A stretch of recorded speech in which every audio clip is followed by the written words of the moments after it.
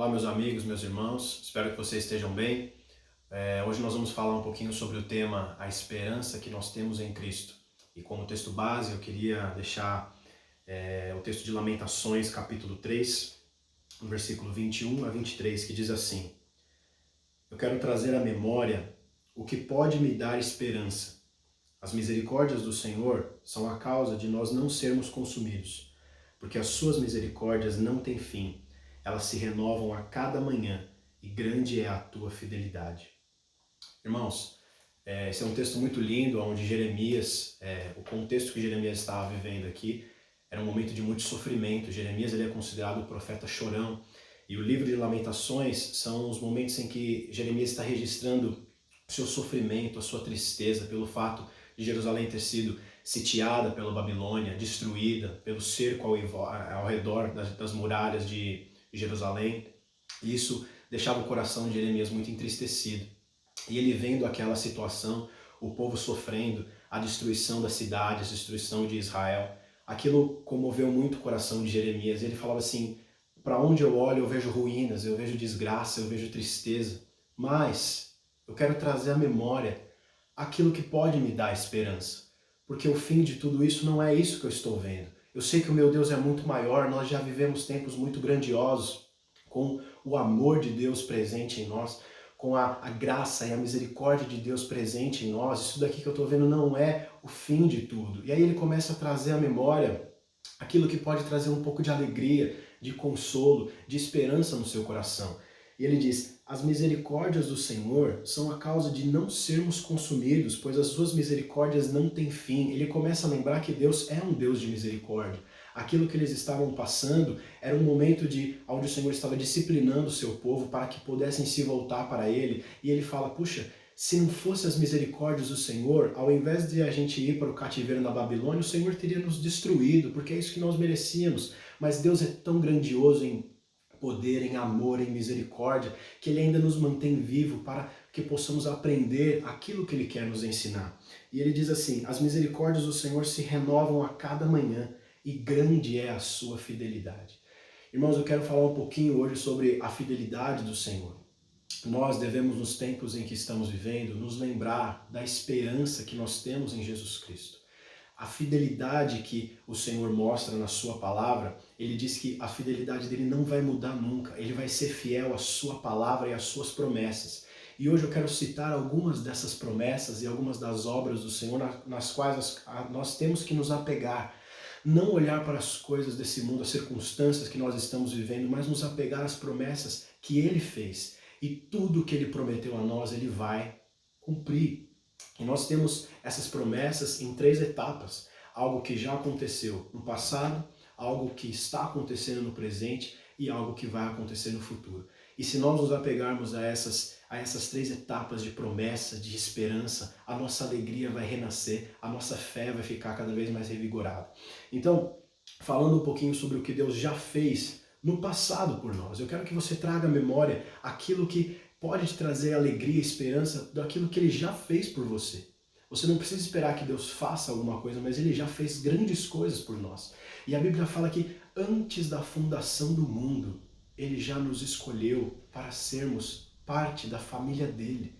Irmãos, você e eu, nós somos escolhidos por Deus, nós somos separados como um povo santo, um povo à parte do resto do mundo. Isso é um motivo de grande alegria para nós. E essa obra se consuma quando Jesus Cristo vem à Terra. E lá em João 3,16, eu quero que vocês sempre memorizem esse versículo, que é o versículo chave da Bíblia, João 3,16, que diz: porque Deus amou tanto o mundo que Ele entregou o seu único Filho, para que todo aquele que nele crê não morra, mas tenha a vida eterna. Meus irmãos, muito pior do que o coronavírus, muito pior do que qualquer doença ou qualquer problema, o nosso maior problema e maior doença que nós temos é o nosso pecado. E essa situação, essa questão do pecado, já foi resolvida pelo sangue do nosso Senhor Jesus Cristo. Nós não tínhamos como resolver essa situação. O coronavírus, uma hora vai acabar, uma hora vão encontrar a cura para isso, tudo isso vai passar, mas o problema do pecado não tem ninguém que possa resolver isso. E há 2000 anos atrás esse problema foi solucionado na cruz do Calvário. Então se lembre que o maior problema que nós tínhamos já foi totalmente resolvido, já foi pago. A sentença do nosso pecado, a culpa do nosso pecado já foi pago pelo sangue de Jesus. Então, só pelo fato disso ter acontecido, meu irmão, a gente não precisaria de mais nenhuma bênção, a gente não precisaria de mais nada nessa terra, porque o nosso maior problema era viver uma eternidade no inferno, separado de Deus. E isso já foi resolvido. O maior problema do ser humano, para todo aquele que crê em Jesus Cristo, não é mais um problema, e sim uma dádiva, uma bênção. A dádiva da vida eterna é um presente, é um dom que Deus entrega. Nós não precisávamos de mais nenhuma bênção, mas aqui, como a gente viu, Ele é tão rico em misericórdia que ainda assim Ele te dá uma família abençoada, uma saúde, Ele te dá bens materiais, porque Ele é bom, porque Ele é misericordioso. Mas o que nós mais precisamos já foi resolvido pelo sangue de Jesus Cristo. E em Romanos 8:32, queria deixar um outro texto, isso aqui se referindo às coisas passadas. Romanos 8:32 diz assim: aquele que não poupou o seu próprio filho, antes por todos nós o entregou, porventura não nos dará graciosamente com ele todas as coisas? Meu irmão, se Deus entregou o que Ele tinha de melhor para nós, o melhor dele era o Filho dele, o Filho tão amado, o Filho eterno que Ele tinha, o primogênito, e Ele deu isso por nós. Aqui fala, quanto mais Ele nos dará todas as coisas que nós precisamos. Tudo aquilo que nós precisamos Ele vai nos dar, porque Ele já entregou o que Ele tinha de melhor no passado. Então, se atenha a essas promessas, se atenha a essa obra de Deus na sua vida, a essa obra de Jesus Cristo, do Pai e do Espírito Santo na sua vida, que foi a maior dádiva, o maior presente que nós temos. Amém? E como uma promessa que Deus deixou para nós no presente, para vivermos no presente, eu queria deixar João 14, o Evangelho de João 14, no versículo 23, que diz assim: e respondeu Jesus, se alguém me ama, guardará a minha palavra, e o meu Pai o amará, e nós viemos a ele e faremos morada nele. Aqui Jesus está falando assim, se você realmente obedece à lei de Deus, se você obedece os mandamentos de Deus, o Pai te amará. Essa é uma dádiva incrível, uma dádiva, um presente maravilhoso, que é o amor de Deus por nós.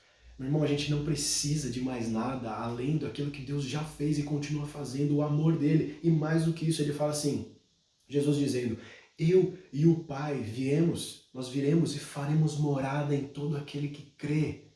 Que presente maravilhoso. A gente agora não tem só um Deus distante que nós podemos orar e Ele escutar, mas esse Deus grandioso, Ele habita dentro de nós.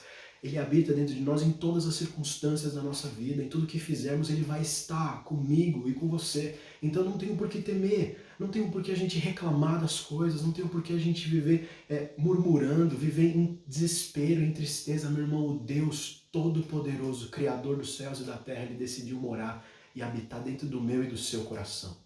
Então, Ele prometeu aqui, como Ele estará dentro de nós, Ele prometeu em João 14:27, eu vou deixar a minha paz em vocês. A minha paz eu vos dou, não dou como o mundo dá, mas não se turbe o vosso coração, nem se atemorize.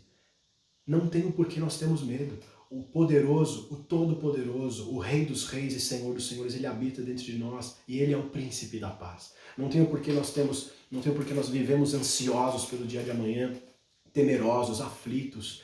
É claro que essa situação deixa a gente um pouco abatido, mas eu quero fazer com que você traga à memória aquilo que dá esperança. Jesus Cristo é a nossa esperança. O Pai, o Filho e o Espírito Santo, o Deus Trino, em sua perfeita harmonia e completude, habita dentro de mim e de você.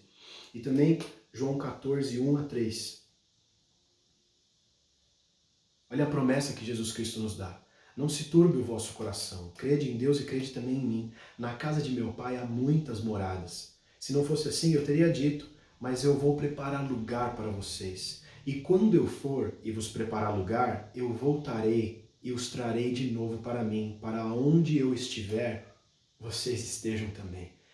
Meu irmão, Jesus, Ele não está longe de nós, Ele não está somente lá no céu, olhando as coisas que estão acontecendo. Ele falou assim, eu vou ir e eu vou permanecer em vocês, mas enquanto eu estou lá fisicamente, eu vou estar preparando o lugar para que logo, futuramente, vocês estejam aonde eu estiver, vocês estejam comigo em perfeita comunhão, em completude, em harmonia, em paz, em alegria. Ele já prometeu. Se atenha a essa esperança, meu querido.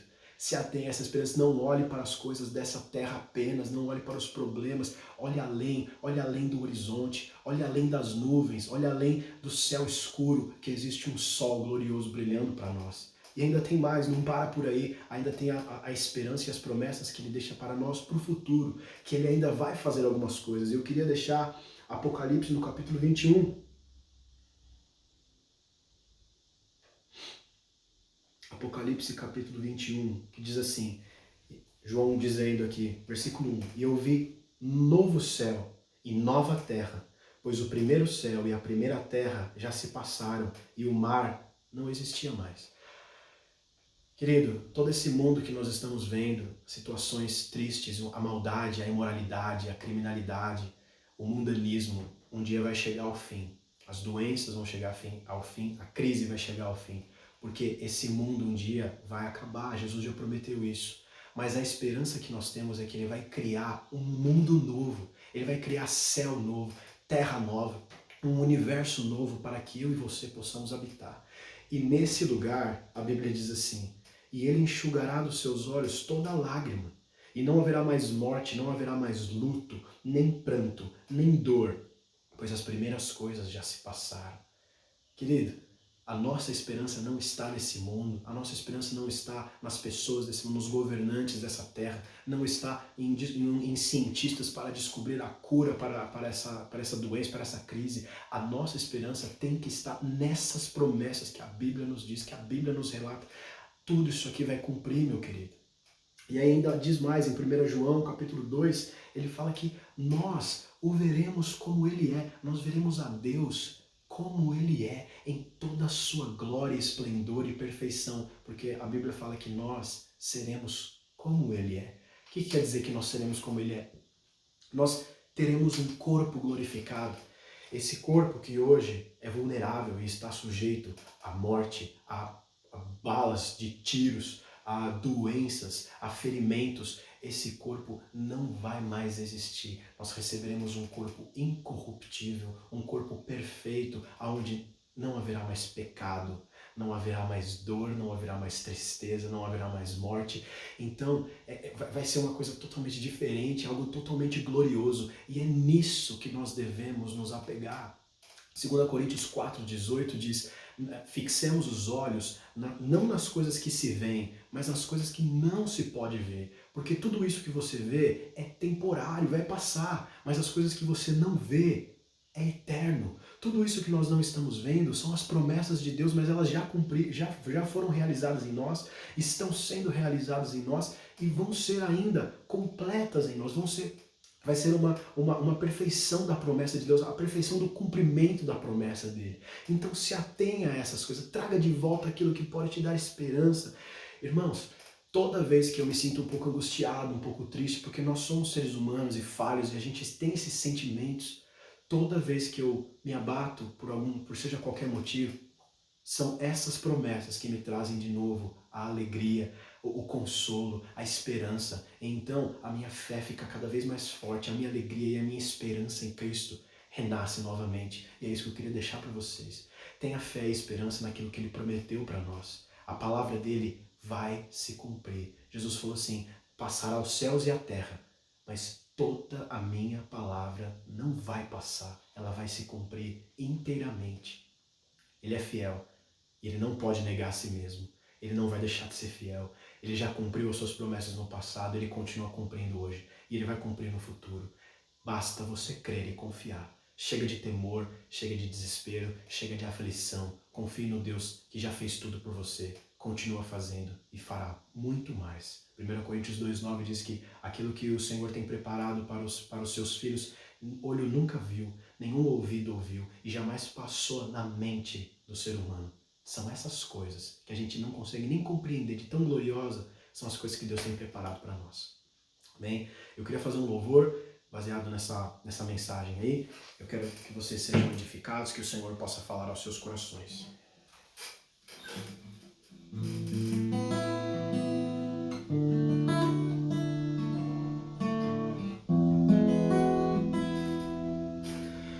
Tantas lutas, tantas dores, num deserto pareço estar, mas te entrego os meus temores. Sei que em ti, Senhor, posso confiar.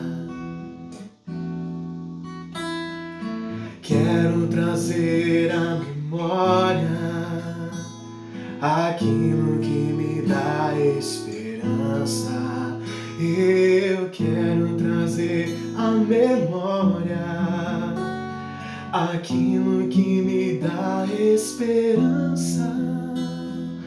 Como é bom poder pertencer ao Deus de amor. Como é bom poder confiar em tua fidelidade. Eu descanso em ti. Nós podemos descansar e esperar nele. Eu espero em ti. Eu te adoro, Deus de amor. Em ti eu posso me alegrar, com ousadia declarar: o Deus a quem eu sirvo nunca falhou e não falhará.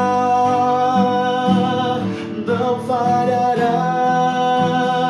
Como é bom poder pertencer ao Deus de amor, Deus de amor. Como é bom poder confiar em tua fidelidade. Eu descanso em ti, eu espero em ti, eu espero em ti. Eu te adoro, Deus de amor.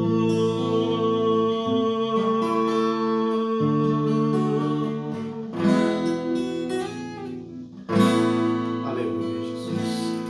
Aleluia. Que a sua fé possa ser revigorada, que a sua esperança possa renascer novamente. Mas lembre-se, se atenha sempre às promessas de Jesus Cristo na sua vida. Só Ele é a esperança para esse mundo. Nós temos a esperança porque acreditamos nisso. As pessoas lá fora precisam ter essa esperança. Cabe a nós, a mim e a você, anunciar a palavra de Deus, anunciar a obra da redenção e anunciar a obra da glorificação no futuro. Jesus Cristo está voltando e vai buscar a sua igreja e nós estaremos em perfeito estado com Ele na glória. Em nome de Jesus Cristo, eu deixo vocês na paz, Senhor.